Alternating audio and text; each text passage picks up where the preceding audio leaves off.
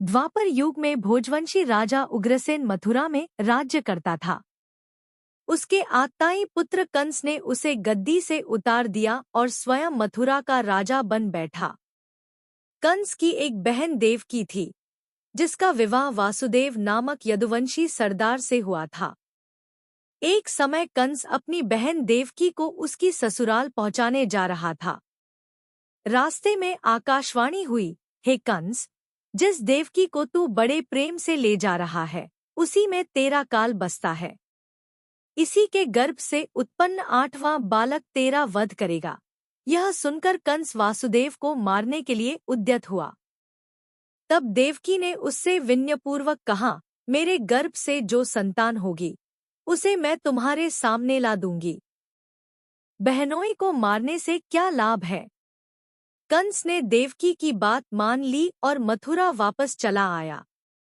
उसने वासुदेव और देवकी को कारागृह में डाल दिया।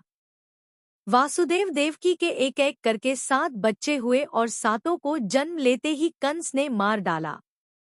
अब 8वां बच्चा होने वाला था। कारागार में उन पर कड़े पहरे बैठा दिए गए। उसी समय नंद की पत्नी यशोदा को भी बच्चा होने वाला था। उन्होंने वासुदेव देवकी के दुखी जीवन को देख 8वें बच्चे की रक्षा का उपाय रचा। जिस समय वासुदेव देवकी को पुत्र पैदा हुआ, उसी समय संयोग से यशोदा के गर्भ से एक कन्या का जन्म हुआ, जो और कुछ नहीं सिर्फ माया थी। जिस कोठरी में देवकी वासुदेव कैद थे, उसमें अचानक प्रकाश हुआ और उनके सामने शंख, चक्र, गदा, पद्म धारण किए चतुर्भुज भगवान प्रकट हुए। दोनों भगवान के चरणों में गिर पड़े। तब भगवान ने उनसे कहा, अब मैं पुनः नवजात शिशु का रूप धारण कर लेता हूँ।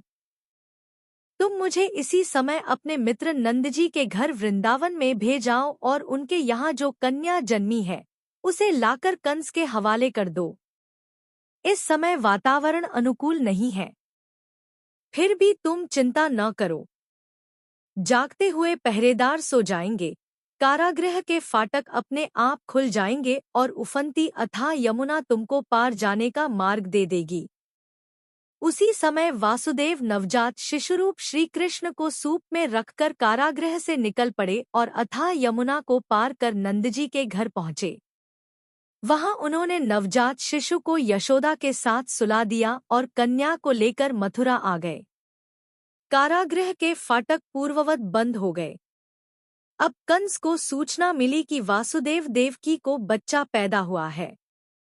उसने बंदीगृह में जाकर देवकी के हाथ से नवजात कन्या को छीनकर पृथ्वी पर पटक देना चाहा, परंतु वह कन्या आकाश में उड़ गई और वहां से कहा, अरे मूर्ख, मुझे मारने से क्या होगा? तुझे मारने वाला तो वृंदावन में जा पहुंचा है। वह जल्द ही तुझे तेरे पापों का दंड देगा। यह है कृष्ण जन्म की कथा।